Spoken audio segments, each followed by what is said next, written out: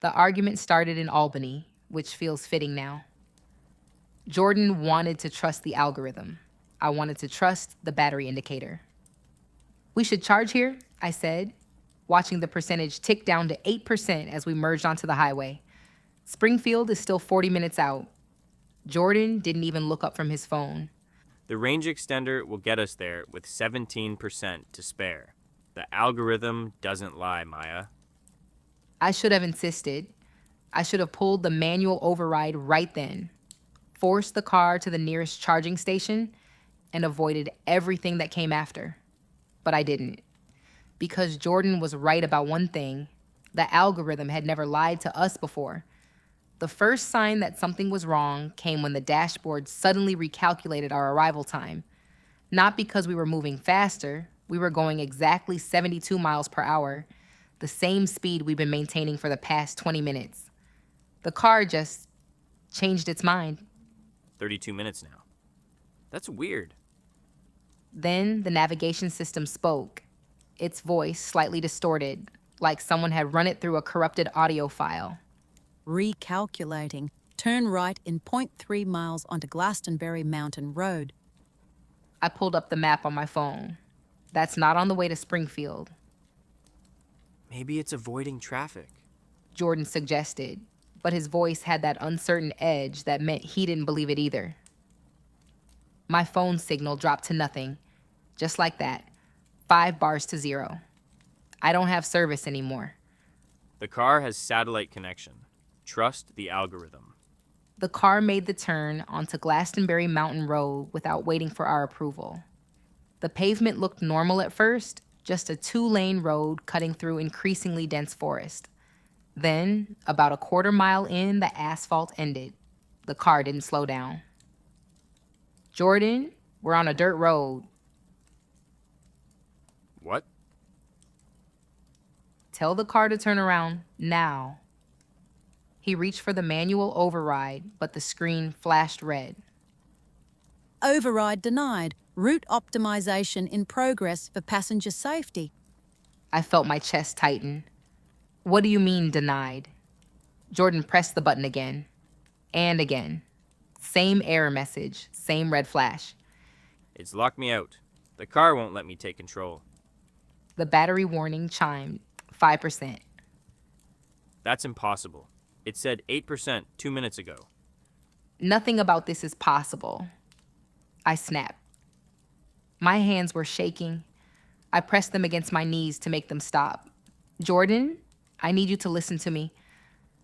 I looked up Glastonbury Mountain before we left Albany. I was researching locations for my podcast. And? It's part of the Bennington Triangle. The name meant nothing to him. Why would it? Most people don't spend their free time cataloging American disappearances and unexplained phenomena.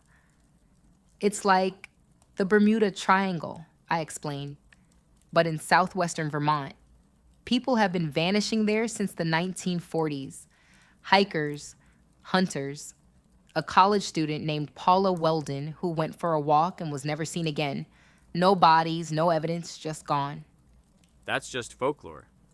Then why is our GPS taking us directly into the center of it? The navigation system interrupted us. "In 0.5 miles, turn left onto Shadow Factory Road." Jordan and I looked at each other, then we looked out to the windshield. There was no road, just grass, tall and wild, stretching out into darkness. The car turned left anyway. "Jordan, there is no road here." The nav system sees something. Look. He pointed at the dashboard display. It showed a paved road, streetlights, even lane markings. A perfect, well-maintained street. Outside the windshield, our headlights illuminated nothing but field grass, brushing against the undercarriage. The LiDAR isn't detecting any obstacles. The cameras are reading lane lines. What lane lines? There's nothing out there. "In 2.1 miles, arrive at destination, Glastenbury Station. Charging available." I grabbed Jordan's arm. "Look at your screen. Really look at it. Then look out the windshield." He did. I watched his face change as his brain tried to reconcile what the car was telling him with what his eyes could see. The dashboard showed a town ahead. Street grid, buildings, multiple charging stations, even traffic signals. Population, 643. Outside, there was only forest. Your GPS is mathematically incapable of lying, I said, hearing my podcast voice slip through despite my fear. But right now, it's ordering us to drive into a forest where no road exists. The battery warning chimed again. 2%. That's when the trees started moving. I know how that sounds. I know what you're thinking. It was shadows, it was the headlights, it was fear playing tricks. But Jordan saw it too. We both watched as the tree line ahead of us parted, branches bending away from each other with a sound like electrical static, creating a tunnel just wide enough for the car to pass through. Oh my God! Oh my God, this isn't real. But the car was already entering the tunnel. The headlights caught bark and leaves, all of it pulling back like a curtain, and I could see a faint blue glow emanating from somewhere ahead. Not natural light, not moonlight, something else entirely. The fog rolled in as we emerged from the tree tunnel. It wasn't normal fog. It had a strange luminescence to it, a pale electric blue that seemed to pulse with its own rhythm. The moment we entered it, every piece of electronics in the car went haywire. The dashboard flickered. The nav screen glitched, showing fragments of street names that made no sense. Population numbers that kept changing, 643, 620, 639, 643 again. And then we saw the town. Glastenbury Station stood exactly where the GPS said it would be. Main Street stretched out before us, lined with two-story buildings. A general store, a post office, what looked like a small hotel. But something was fundamentally wrong with all of it.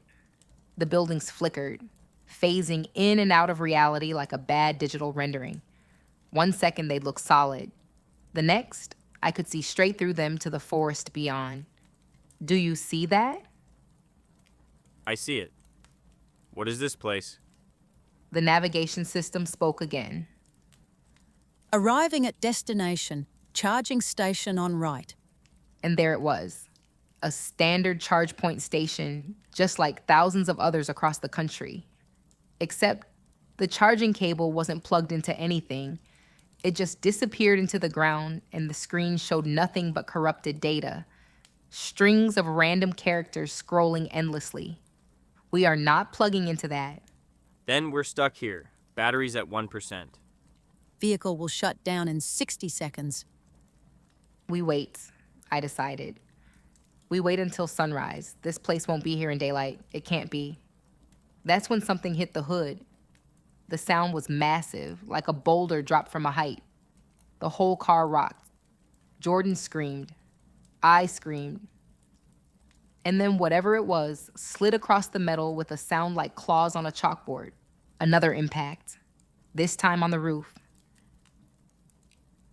The dashboard lit up with warnings. Unidentified biological mass detected. Classification, unknown. Threat assessment, calculating. Biological mass? The car's sensors see something. Then came the final warning. Threat assessment, severe. Locking doors, disabling external access. The door locks engaged with a heavy mechanical thunk that sounded far too final. Something massive landed in front of the car. The headlights, running on the last dregs of emergency battery, illuminated a shape that my brain refused to process properly. It was tall, maybe 8 feet, and it moved in a way that shouldn't be possible. Like individual frames of video played out of sequence. What is that? I couldn't answer. I was too busy trying not to look directly at it, because some instinct deeper than logic was screaming at me that looking at it, really seeing it, would be a mistake I couldn't take back. The creature took 1 step closer. Its movements were accompanied by a sound, not quite breathing, not quite mechanical. Something in between, like a dial-up modem screaming through organic matter. Unable to navigate around obstacle. The dashboard announced weakly. Reason, biological mass parameters undefined. The headlights died. The last of the battery finally gave up. In the sudden darkness, I could hear it moving around the car, scraping, testing. The roof groaned as something heavy pressed down on it, denting the metal inward.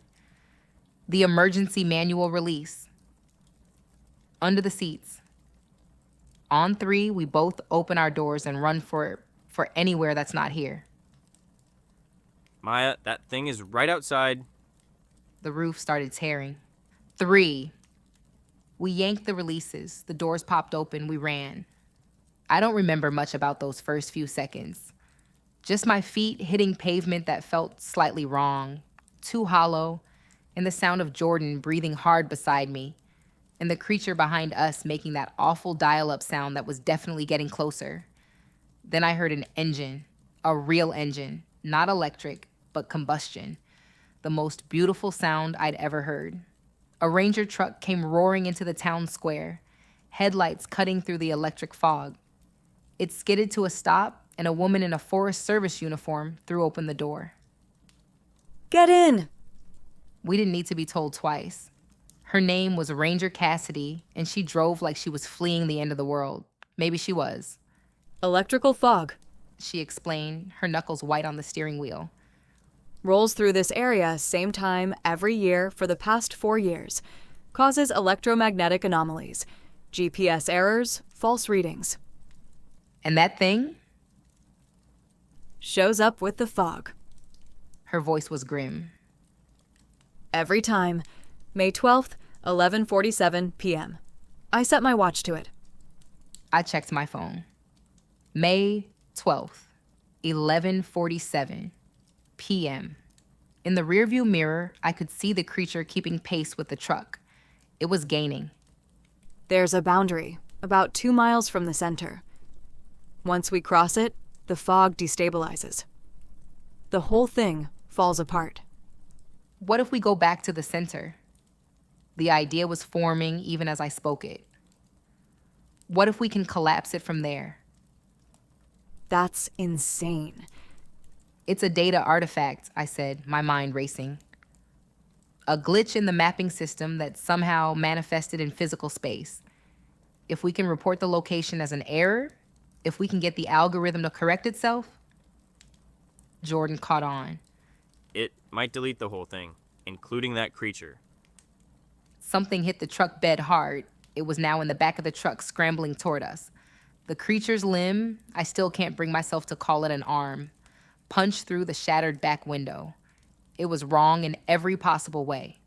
Moving with that stuttering, frame-skipped motion, reaching for us with something that looked like fingers but bent in too many places. Cassidy didn't hesitate. She slammed on the brakes. The physics were brutal and beautiful. The truck went from 60 to 0 in maybe 2 seconds, and the creature's momentum carried it forward, tumbling over the cab and slamming into the road ahead of us with a sound like breaking glass mixed with static. But in that split second before she hit the brakes, the thing's limb raked across her side as she twisted away from it. I heard her grunt of pain, saw her flinch, but her hands never left the wheel. I'm fine, she said through gritted teeth, already accelerating again, the truck's tires squealing as she whipped it around 180 degrees. Hang on, we're going back to the center. Blood was seeping through her uniform shirt, dark against the green fabric. The cut looked clean, almost surgical, but there was something off about it. The edges seemed to shimmer faintly, catching the dashboard light in a way that normal wounds shouldn't. I didn't mention it then. I wish I had. We roared back toward the town square. The creature's shriek followed us, a sound like corrupted audio files played through a broken speaker. In the center of the square, my phone suddenly showed 5 bars, perfect signal in the middle of nowhere. I can report a map error, I said, fingers shaking as I pulled up the app. If I flag this location, the creature started walking toward us. I hit submit. For a long moment, nothing happened. Then the entire world seemed to pulse with electronic energy. The buildings started flickering faster. The creature's form began to destabilize, breaking apart into fragments of corrupted data. It's working! Drive! Cassidy floored it. Behind us, the town was deleting itself, building by building, until there was nothing left but an empty field and the fading blue glow of dissipating fog. We ended up on Route 9, 15 miles from Bennington. The ranger had a deep cut on her side from when the creature slashed her during the rescue. 3 weeks later, she was dead. The doctors called it sepsis, but I read the medical report. I still have connections from my podcast research. The infection spread in a pattern they'd never seen before. One doctor's notes mentioned that under microscopy, the infected cells looked corrupted, almost digital in nature. Jordan and I went to the funeral. Afterward, sitting in my apartment, I opened the mapping app one more time. Glastenbury Station was back. Not just back, verified. Multiple sources, historical records, street view images, and reviews. Recent reviews from people claiming they'd visited last week, yesterday, this morning. Stopped here to charge our electric car. One review read, "Weird vibe, but the charging station worked great." The algorithm had reintegrated the error. It was no longer seeing it as a glitch. It was seeing it as truth. I started monitoring the news from Vermont. 3 disappearances in the past month, all in the Glastenbury area. All of them were last seen following GPS directions on Route 9. The glitch had learned to hunt more efficiently. Last night, I got a notification I didn't ask for. A calendar reminder generated by my phone's AI assistant. Suggested event. Return to Glastenbury Station for follow-up investigation. Optimal route calculated. Departure time, May 12th, 11:47 p.m. Based on your interests and previous travel patterns, we think you'll enjoy this trip. I checked Jordan's phone. Same notification, same date, same time. The algorithm remembers us. It knows we were there, and it wants us to come back. Here's what terrifies me most. I've been tracking the fog's appearances. 4 years ago, it was confined to a 2-mile radius around Glastonbury. 3 years ago, 3 miles.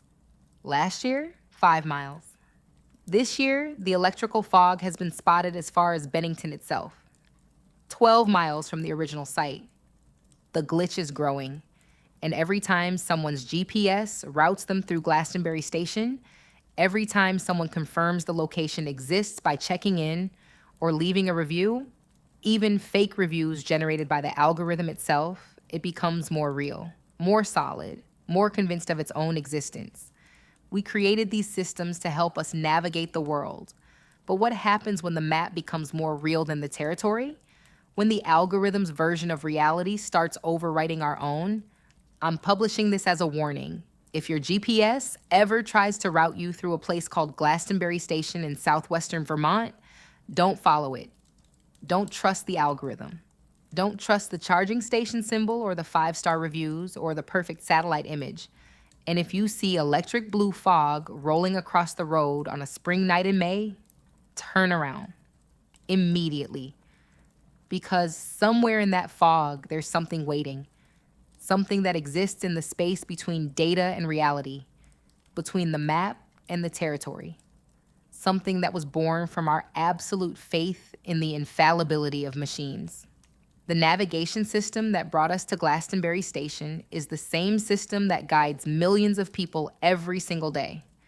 The same code, the same satellites, the same algorithms optimizing billions of routes across the globe. If it can hallucinate one ghost town into existence, what else is it showing us that isn't really there?